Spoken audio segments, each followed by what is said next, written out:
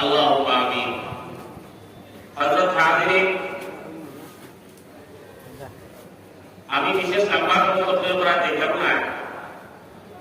আমি সামান্য আলোকপাত করতে চাই যে আজকে আমরা খতমে বুখারী শরীফ, আর বুখারী শরীফ তো ও গ্রন্থ, ও কিতাব যেখানে স্থান সমস্ত দুনিয়ার ওলামায়ে কেরাম হলে, সমস্ত দুনিয়ার মুহাদ্দিসিন হলে, সমস্ত দুনিয়ার মুহাদ্দিসিন হলে যেখানে স্থান বিষয় কোরআন কারীম ধরে যে কোরআন কারীমের ফরে হইল বুখারী শরীফের স্থান। আর ও বুখারী শরীফের সমস্ত বৎসর পড়া হয়েছে। আর আজকে ও বুখারী শরীফের শেষ হাদিস পড়িয়া খতম করা হইল। বহুত মুবারক কথা, বহুত মুবারক কাজ। আজ হযরত রাহমাতুল্লাহ তাআলা আলাইহি জামিয়াতে অসম্পূর্ণ হাম দিয়া গেছে। এই অসম্পূর্ণ হাম দেখান তাই আমরা সবর উপরে ছাড়িয়ে দিয়া গেছে। এই কর্মে আমরা আগাইয়া দেওয়া, এই কর্মে আমরা আগবাড়াইয়া লইয়া যাওয়া আমরা প্রত্যেকের দায়িত্ব এবং কর্তব্য। এই উদ্দেশ্যে এই মুদ্রাকে সামনে রাখিয়া জামিয়া ইসলামিয়া তৈয়িবিয়ার একটা ভাগাইয়া বর্তমান মজলিসে শুনায় আপনাদের সবার সহযোগিতায় একটা ভাগাইয়া লইয়া দৌড়ার হাদিস আরম্ভ করা হয়েছে। আরম্ভ করিয়া আপনার বুখারী শরীফ বা বুখারী শরীফের মধ্যে সিলসিলা আরো যে হাদিস গ্রন্থ আছে, এই হাদিস গ্রন্থগুলোরে ইনো এখানে পুরা পড়া হয়েছে ইনশাআল্লাহ। আর বুখারী শরীফের হাদিস একটা পড়িয়া খতম করা হইব। তবে আমি আশা রাখি আপনাদের উলামার যে এই মহফিল, আজকের এই মহফিল বুখারী শরীফের খতম শেষ করিয়া এই দোয়া শরীফ হইয়া হযরত আমির শরীফ দামাত বারাকাতুহুর ওসিয়ত ওয়াদ দোয়া ইত্যাদি শরীফ হইয়া আমরা সব লাইলাম। এই কথার উপরে আমরা সব একমত নাই ইনশাআল্লাহ। আমরা ধৈর্য সহকারে, কারণ এটা বহুত বড় এক মুবারক মহফিল। আমরা যতটা উপলব্ধি করতাম পারি তার উপরে এই মহফিলের রাসূল মান মর্যাদা আল্লাহ এবং আল্লাহ রাসূল সাল্লাল্লাহু আলাইহি ওয়াসাল্লাম লোকের মনে আজকে বহানায় যে যদি আজ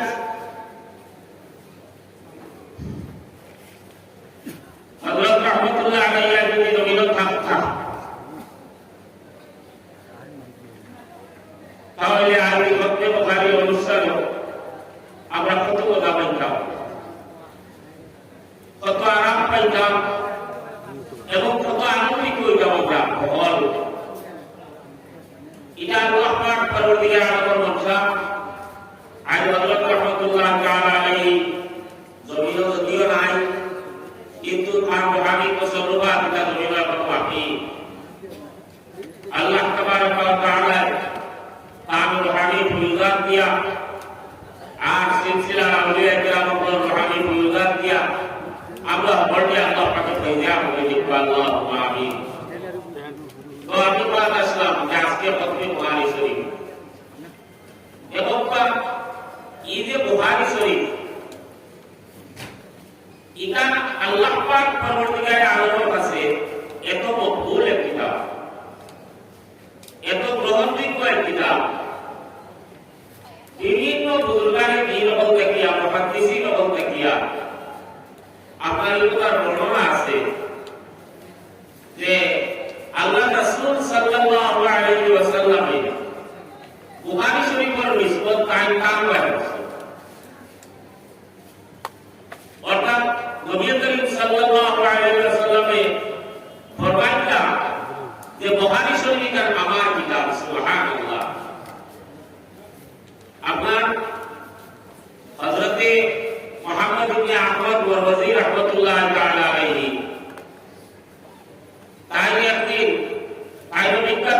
মুহাদ্দিস বিখ্যাত হাদিস বিশারদ তাই একদিন আপনার মসজিদে হরম গিয়া বাইতুল্লাহ শরীফ আর মুকামে ইব্রাহিমের মাঝখানে তাই আরাম করছে তান খুব আইছে খাবে দেখতে তাই যে আল্লাহ রাসূল সাল্লাল্লাহু আলাইহি ওয়াসাল্লাম তশরিফ আনছেন আর তারা কইলা যে আয় আবু যায়েদ তার কুনিয়ত আসলো আবু যায়েদ হযরতে মুহাম্মদ ইবনে আহমদ মারওয়াজি রাহমাতুল্লাহ আলাইহি নেক নেই আমাদের এটা হই নিক নেই তো আসলো আবু যায়েদ কইলা আয় আবু যায়েদ তুমি কিতাবুস সাফি আর কতদিন পড়াই যায় আমার কিতাবটা পড়াকে তুমি শুরু করতে খাবে দেখতে যায় যে আল্লাহ রাসূল সাল্লাল্লাহু আলাইহি ওয়াসাল্লামে তাকে কইরা তাকে ধরাই নিলেন কিছু কিছু হয়ে গেল কিছু ধরাইয়া দিলে যে ইয়া রাসূলুল্লাহ আপনার কিতাব কোন কাম যেখানে আমি পড়া দিলাম যেখানে আমি পড়াই দিলাম তখন আল্লাহ রাসূল সাল্লাল্লাহু আলাইহি ওয়াসাল্লামে তাকে জবাব দিলা যে আমার কিতাব কইল গিয়া সহিহ ইসমাঈল ইবনে বুখারী অর্থাৎ বুখারী শরীফ কইল আমার কিতাব যেখানে তুমি পড়াই দাও সুবহানাল্লাহ একটা দেখুন এই বুখারী শরীফের কি স্থান কি মর্যাদা আর ইমাম বুখারী রাহমাতুল্লাহ তাআলা আলাইহি আইনের কোন উচ্চতায় যে ইমাম বুখারী রাহমাতুল্লাহ তাআলা আলাইহি এই বুখারী শরীফে কাইতে লেখছেন এত সতর্কতা অবলম্বন করিয়া অত জহদ আর তাকওয়া ইখতিয়ার করিয়া অত মেহনত করিয়া যেখান আজকুর জমিন ইলা মেহনত কেউ বর্ণ করিয়া আমরা বিশ্বাস করি যে ইমাম বুখারী রাহমাতুল্লাহ তাআলা আলাইহি আপনার এক হাদিস যে সময় তাই লেখতা একবার বছর করছিল আপনার 2000 কবর নামাজ পড়েছিল 2 বছর 2000 কবর নামাজ পড়েছিল ইস্তেগারা করছিল এক হাদিসে এইভাবে আপনার সমস্ত বুখারী শরীফের হাদিস তাই লিখেছেন ইমাম মুহাম্মদ ইবনে ইসমাঈল বুখারী রাহমাতুল্লাহ তাআলা আলাইহি এলাকি তার কিতাবের মান মর্যাদা অত বেশি হয়েছে যে তাই হাদিস জড়িফ হাদিস মওদুনি জড়িফ নি দুর্বল হাদিস নি বা বানাই হাদিস নি এটা বরবাদ করে দিলে আরো লেখানি বুঝিকা দিলে যা ভুলে গেছে বলতে টাইপ আর জানা আল্লাহ পাকের বলিদান তাহলে কিন্তু দুনিয়া থেকে আটকে না মাল্লাহুল মাওলা ফালাহুল কুল জানা আল্লাহ পাক পরবর্তীকালে আলম দুনিয়া বলিদান দিয়া তাহলে কি দুনিয়া থেকে আটকে না তাই যেখান সহি শুদ্ধভাবে চাই আল্লাহ পাক পরবর্তীকালে আলমে তাদের এটা পূরণ করার সাহায্য তো ইমাম বুখারী রাহমাতুল্লাহ তাআলা আলাইহি এইভাবে পরকিয়া আকারে লোকটার উপরে একটা ইদারে পাস দিয়া তাই তার কিতাব বুখারী শরীফে লেখছেন যার কারণে আপনার বুখারী শরীফের মান মর্যাদা স্থান সম্মান সমস্ত পৃথিবী কোরআনে কারীমের বাদে ইমাম বুখারী রাহমাতুল্লাহ তাআলা আলাইহি তাই আপনার আল্লাহ রাসূল সাল্লাল্লাহু আলাইহি ওয়াসাল্লামের মহব্বত ও মুস্তাকরাম অত ডুবাই যে আবু বকর বগদাদি রাহমাতুল্লাহ তাআলা আলাইহি তান মুসলিমের মাঝে আপনার আব্দুল ওয়াহিদ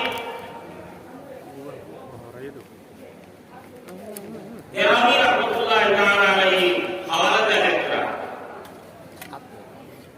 যে আব্দুল ওয়াহিদ তেরামি রাহমাতুল্লাহ তাআলা আলাইহি হাফেজ একটা যে আল্লাহ রাসূল সাল্লাল্লাহু আলাইহি ওয়াসাল্লাম এক সাহাবায়ে কেরামের লোকে লইয়া খানের অপেক্ষা করত। তাই নবীজির আগে দেখিয়া নবীজির সালাম দিছই, সালামের জবাব পাইছি নবীজির দেখিয়া। এরপরে তার দিলাইছে যে ইয়া রাসূলুল্লাহ, আপনি সাহাবায়ে কেরামের জবাব দিয়ে আপনি খান অপেক্ষা করতেন। আল্লাহ রাসূল সাল্লাল্লাহু আলাইহি ওয়াসাল্লামের জবাব দিলেন যে আমি মুহাম্মদ ইবনে ইসমাঈল বুখারী অপেক্ষা করিয়া। সুবহানাল্লাহ। ও আপনার তাই তো ভাব দেখিয়া ভোলা হয়ে গেলা গিয়া। কিছুদিন পরে তাই খবর লাগাইয়া দেখল যে সময় তাই খাবে দেখছই নবী করিম সাল্লাল্লাহু আলাইহি ওয়াসাল্লামে এক জমাত সাহাবায়ে কেরাম নিয়ে অপেক্ষা করতা আপনার ইমাম বুখারী রাহমাতুল্লাহ তাআলা আলাইহি। তাই খবর লইয়া পাই ঠিক ওই সময় ইমাম বুখারী রাহমাতুল্লাহ তাআলা আলাইহি এই দুনিয়া থেকে বিদায় গ্রহণ করছেন। সুবহানাল্লাহ। আর কেবল ইমাম বুখারী রাহমাতুল্লাহ তাআলা আলাইহি কোন স্তরের মানুষ। আগে এই বুখারী শরীফ আজ আপনার প্রথম উদাহরণ ও খবর বর্ণনার মাথা হাতো আব্দুল হক মুহাদ্দিসে দেহলভী রাহমাতুল্লাহ তাআলা আলাইহি। যে আব্দুল হক মুহাদ্দিসে দেহলভী রাহমাতুল্লাহ তাআলা আলাইহি ভারতবর্ষের জমিন সর্বপ্রথম হাদিসের আপনার দর্শ আরম্ভ করছিলেন। যেন ভারতবর্ষের হাদিস শাস্ত্র শিক্ষা করার কোন সুযোগ আসবার কোন ব্যবস্থা আসবে না। ও আব্দুল হক মুহাদ্দিসে দেহলভী রাহমাতুল্লাহ তাআলা আলাইহি এই ভারতবর্ষের জমিন অপরপ্রথম হাদিসের দর্শ আরম্ভ করছিলেন। ও আব্দুল হক মুহাদ্দিসে দেহলভী রাহমাতুল্লাহ তাআলা আলাইহি তার কিতাবের মধ্যে ও খবর ঘটনা লোকে তাই আরো বর্ণনা করতেন যে ইমাম বুখারী রাহমাতুল্লাহ তাআলা আলাইহি যখন দাফন করা হইল, দাফন করার বাদে ইমাম বুখারী রাহমাতুল্লাহ তাআলা আলাইহি কবর দিয়া মিষ্টি আম্বরের পুষ্প আর দিয়া কইল। সুবহানাল্লাহ। যে মিষ্টি আম্বর দুনিয়ার মধ্যে যদি সবচেয়ে উচ্চ পায়ার সেন্টার কোথা থাকে, সুগন্ধ আর কোথা থাকে তাহলে মিষ্টি আম্বর। এই মিষ্টি আম্বরের গন্ধ আমার বাড়ি শুরু হইল, দীর্ঘদিন চলল এই গন্ধ। তো এটা জিনিস থেকে আমরা অনুমান করতে পারি যে ইমাম বুখারী রাহমাতুল্লাহ তাআলা আলাইহি আপনার কোন স্তরের মানুষ আসলাম। যে আল্লাহ পাক পরবর্তীকালে আরবের কতবার মাহবুব, আল্লাহ রাসূল সাল্লাল্লাহু আলাইহি ওয়াসাল্লামের কতবার মাহবুব। আজকে এই হাদিস গ্রন্থ এই तमाम হাদিসের কিতাব হলো আপনার গ্রহণযোগ্য কিতাব। আর নাই কিছু আগে বছর হইতে হয়। আজ আমরা কিছু মানছি যে বুখারী শরীফ গ্রহণ করি হাদিসের কিতাব হিসাবে। বাকি যে হাদিসের কিতাব আছে যে মুসলিম শরীফ বা আবু দাউদ শরীফ, নাসাই শরীফ, তিরমিজি শরীফ, এই হাদিসগুলোরে চলে বেড়াইছে। এইটা কোন নাই। আর প্রত্যেকটা হাদিসের কিতাব গ্রহণযোগ্য এবং প্রত্যেকটা হাদিসের মর্যাদা, মান মর্যাদা প্রত্যেকটা হাদিসের কিতাবের আছে। আর বুখারী শরীফের স্থান যদিও উঠে, কিন্তু এর কোনো বিকাশ নাই যে বাকি হাদিসের আর কোনো মান মর্যাদা নাই। বাকি হাদিস দিয়া যে আহকাম সাবিত না, এর কোনো মান নাই, এর কোনো কথা নাই। ইদে বুখারী শরীফ খালি সহিহ কিতাব, ইনা মুসলিম শরীফ সহিহ কিতাব, সহিহ ইবনে হিব্বান আরো সহিহ কিতাব আছে হাদিস। হ্যাঁ, বুখারী শরীফ পর স্থান সবচেয়ে উপরে, এটা দুনিয়ায় স্বীকার করছে এবং আমরা অস্বীকার করি। কিন্তু এর এর মতলব যদি আমরা ওখানে বুঝবাই যে বুখারী শরীফ আলে যেখান বাইতো ওখান মানবো, তিরমিজি শরীফ বাইলে মানতাম নাই, আবু দাউদ শরীফ বাইলে মানতাম নাই, মুসলিম শরীফ বাইলে মানতাম নাই, তাহলে কিন্তু হাদিসের ভিত্তি আপনারা সংজ্ঞা দাঁড়াই দিলাম। হাদিসে আপনারা এক হাদিসে সম্মান করে দিয়া আল্লাহ রাসূল সাল্লাল্লাহু আলাইহি ওয়াসাল্লাম আর সব হাদিসে আপনারা প্রমাণিত করবেন। এর লাগি আমার সাহাবা বললাম বুজুর্গগণ ইদিকেও আপনার সদা দৃষ্টি রাখা লাগবো। আজ আপনার ইদিকাম দিয়ে সরে আমরা সমাজ দেয় ইদা আল্লাহ রাসূল সাল্লাল্লাহু আলাইহি ওয়াসাল্লামের ফরমাইছেন যে এক সময় আইব এই দুনিয়া কিয়ামতের আগে এক সময় আইব যে দুনিয়া কিছু মানুষ হইব বলে আমার লাগে আমি কোরআনে করব কাকি আর কোরআন দরকার আমার আল্লাহ রাসূল সাল্লাল্লাহু আলাইহি ওয়াসাল্লামের ফরমাইতা তাকে তুমি মানা চাও কারণ কোরআনে কারীম আল্লাহ তাবারক ওয়া তাআলার কিতাব, কিন্তু কোরআনে কারীম ইকান হইল আমার যে বিস্তারিত শরীয়তের সব কিছু আমরা কোরআনে কারীম বিস্তারিত ভাবে দেখতে পাই। ইকান এমন সংক্ষেপভাবে দেওয়া হয়েছে যেগুলো আমরা ভাইতে হইলে বুঝতে হইলে আমরা আল্লাহ রাসূল সাল্লাল্লাহু আলাইহি ওয়াসাল্লামের হাদিসে নবুয়ত থেকে ভাবা লাগবে। আইন আপনার নামাজ আছে, কিন্তু নামাজের রুকু কিলা করা হইতো, নামাজের সাজদা কিলা করা হইতো, এই তাকবীর কিলা, সুরাত কিলা, ইনকাই বয়ান কিন্তু হাদিসে নবুয়ত দিয়ে আল্লাহ রাসূল সাল্লাল্লাহু আলাইহি ওয়াসাল্লাম কর্ম দিয়ে বয়ান করে দেওয়া হয়েছে। আজই আমরা কি আই আল কোরআন কারীমের আগে গ্রহণ করি আর বাকি হাদিসও ছাড়ি দেই, তাহলে আমরা বিভ্রান্তি মানে হয়ে যাই গিয়া আমরা নিজে আমরা ধ্বংস করে লইব। আর কোরআন কারীম বুঝতে হইলে আহাদিসে নবুয়ত প্রয়োজন, হাদিসও প্রয়োজন। এর লাগি আমার সাহাবা বলা বুজুর্গগণ আমরা এই বিষয়ের উপরে আমরা সজাগ দৃষ্টি রাখা লাগবে। মুসলমান হল যাই আপনার ইমাম মানুষে মানেন না, মানুষে গ্রহণ করেন না। আপনার যারা মুসলিম হল ইস্তেহার করিয়া করিয়া দিয়া গেলাম, আমরা সুরা করিয়া যারা দিয়া গেলাম